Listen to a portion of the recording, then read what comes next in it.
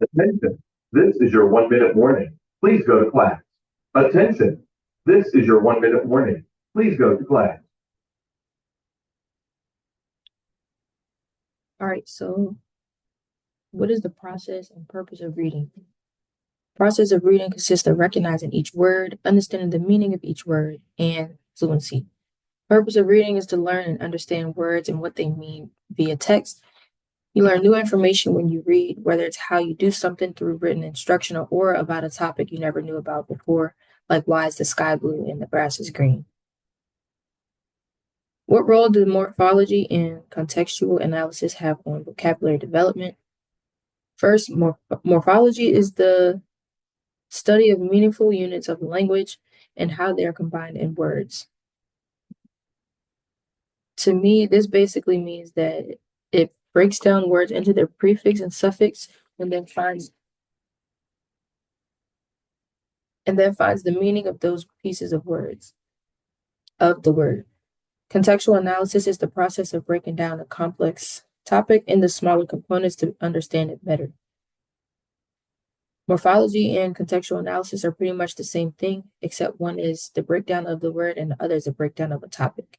I think that they both come hand in hand in regards to vocabulary development because when you understand the broken down version of everything, it becomes a lot easier to understand the word or topic. You have to know what the word means, how to use it, and how it's related to the content at hand. What are some evidence-based practices for teaching phonemic awareness and to English learning? I picked formative practice and assessment as well as active learning. Formative practice and assessment will help English learners because repetition allows for someone to have muscle memory of the action. Repetition will come by consistent practice, and then comes testing one's knowledge or assessment. The practice activities would serve as data collection to see the improvement that the English learner has over time. The assessments will give the teacher an idea of where the English learner is by knowing what needs to be worked on as well as what they have mastered. Active learning is another way to help an English learner because the teacher and student are actively doing things together to get better with speaking English. And reading English too. This is where hands-on activities come into play, as well as having different types of visuals. This would allow the English learner to make connections with the word physically and visually instead of only mentally. How can English language learners' home language be used to support the development of foundational phonics in English? So I have these charts in my classroom of commonly used classroom words that are in both English and Spanish. The chart shows a picture of that word, allowing them to have these charts give them the opportunity to make connections with the home language word to the English word through a simple picture. After recognizing the word, they could then learn to break down the word into patterns and learn what each pattern means or sounds like.